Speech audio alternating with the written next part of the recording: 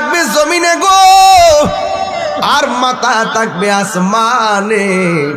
ওই আজরাইলকে দেখা মাত্র হাড্ডিগুলো ঠাস ঠাস করে খুলে যাবে, রগগুলো ছিঁড়ে যাবে, আর গলায় এমন ভাবে শুকায়া যাবে 7 সমুদ্র 13 নদীর পানি মুখের মধ্যে ডাইলা দিল, পানি তৃষ্ণা মিটবে না। আপনজন নজর পরে ডানে বসা, আপনজন নজর পরে বামে বসা, আপনজন নজর পরে দরজায় দাঁড়ানো, আর ওই দিক দিয়া মানিক মিয়া রুহুটা সার্জারি করতেছে, আপনজনের কাহার কোনো খবর নাই। কথা কোনো ঠিক কিনা? ঠিক ওই মুহূর্তে মানিক মিয়ার যেই কষ্ট হইতাছে গো, এই কষ্টের টের কেউ পাবে না, এবং টের পেলেও কেউ ভাগ নিবে না। তার মানে বোঝা গেল মরণ যন্ত্রণার ভাগ পৃথিবীর কেউ নেওয়ার সুযোগ, কবরে যাওয়ার পরে কষ্টের ভাগ পৃথিবীর কেউ সুযোগ।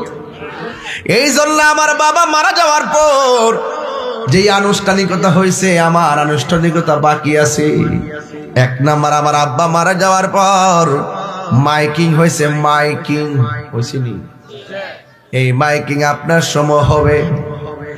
আমার বাবা মারা যাওয়ার পর চতুর্দিকে কাপড় টানায় গোসল দেওয়াইলাম, কিন্তু যুবক ভাইয়ের আমার, আমি মারা গেল এমন ভাবে কাপড় টানায় গোসল করাবে।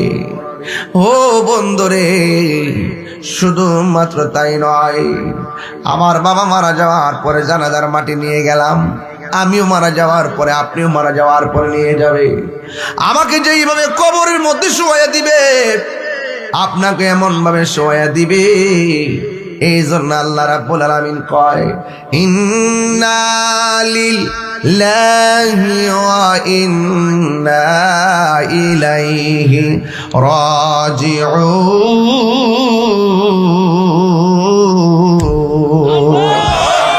আমরা একজনের কাছে ফিরে যাব, তিনি কে?